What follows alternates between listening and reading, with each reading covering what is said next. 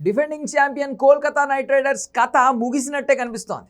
IPL 18వ సీజన్లో గెలుపు కోసం నానా తంటాలు పడుతున్న కోల్కతా నైట్ రైడర్స్ గుజరాత్పై ఓటమి తర్వాత పాయింట్ల పట్టికలో మరింత వెనకబడింది. పేరుకు డిఫెండింగ్ ఛాంపియన్గా ఉన్న అత్యంత చెత్త ఆట తీరుతో నిరాశపరుస్తోంది. జట్టు నిండా విధ్వంసకర బ్యాటర్లే ఉన్న ఓ మాదిరి టార్గెట్ను కూడా చేస్ చేయలేకపోతున్నారు. లో స్కోర్ టార్గెట్ను రీచ్ కాలేక హై స్కోర్ సాధించలేక కంప్లీట్గా ఫెయిల్ అవుతోంది. 8 మ్యాచ్లలో కేకేఆర్ 3 మాత్రమే గెలిచింది. 5 మ్యాచ్లు ఓడి 6 పాయింట్లతో 7వ స్థానంలో ఉంది. నిజానికి ఈ సీజన్లో కేకేఆర్ ఒత్తిడిని తట్టుకోలేకపోతుంది. కీలక సమయాల్లో అనవసర ఒత్తిడికి లోనై మ్యాచ్లు చేజార్చుకుంటుంది. పంజాబ్ కింగ్స్ ఫస్ట్ 111 స్కోర్ చేసింది, కానీ ఆ స్వల్ప లక్ష్యాన్ని అందుకోలేక కేకేఆర్ బొక్కబోర్లా పడింది. ఇక తరువాతి మ్యాచ్లో గుజరాత్ 198 పరుగులు చేసింది. ఈ భారీ లక్ష్య ఛేదనలో ఆ టీం పూర్తిగా ఫెయిల్ అయింది.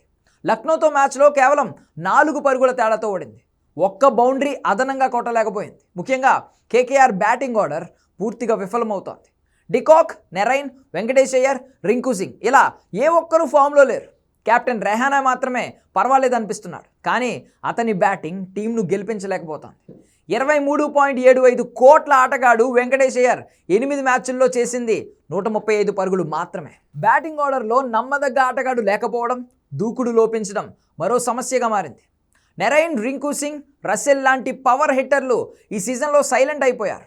ఒకప్పుడు ఒంటి చేత్తో మ్యాచ్లు గెలిపించిన రసెల్ ఒక్కసారి కూడా మెరుపులు మెరిపించలేకపోయాడు. మరోవైపు కేకేఆర్ బౌలింగ్ కూడా చెత్తగా ఉంది. నిలకడగా వికెట్లు తీసే బౌలర్లే కనిపించడం లేదు. పేసర్ హర్షిత్ రాణా కాస్తో కూస్తో బెటర్, కానీ ఓ మ్యాచ్లో చెలరేగిపోయే అతను మరో మ్యాచ్లో తుస్సుమంటున్నాడు. ఇక ప్రమాదకర స్పిన్ ద్వయం నరైన్, వరుణ్ చక్రవర్తి పరిస్థితి కూడా ఇలాగే ఉంది. వీళ్ళ బౌలింగ్ మెరుపులు ఒక్కో మ్యాచ్కే పరిమితం అవుతున్నాయి. ఏ టీం ఫెయిల్యూర్లోనైనా కెప్టెన్ పాత్ర ఉంటుంది. ఇప్పుడు ఐపీఎల్ 2025లో కేకేఆర్ వైఫల్యానికి కెప్టెన్ అజింక్య రహానానే కారణంగా చెప్పొచ్చు. గత ఏడాది కెప్టెన్గా శ్రేయస్ అయ్యర్ కేకేఆర్ను ఛాంపియన్గా నిలిపాడు. ఇప్పుడు కూడా ఆ టీంలో ఎక్కువ మంది ఆటగాళ్ళు గత సీజన్లో ఆడిన వాళ్ళే ఉన్నారు.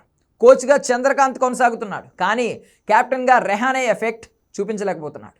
బ్యాటింగ్లో పర్వాలేదనిపిస్తున్న నాయకుడిగా మాత్రం జట్టును నడిపించడంలో విఫలమవుతున్నాడు. బౌలింగ్ మార్పులు, ఫీల్డింగ్ చేంజ్ల్లో రెహానే ప్లాన్ బెడిసి కొడుతున్నాయి.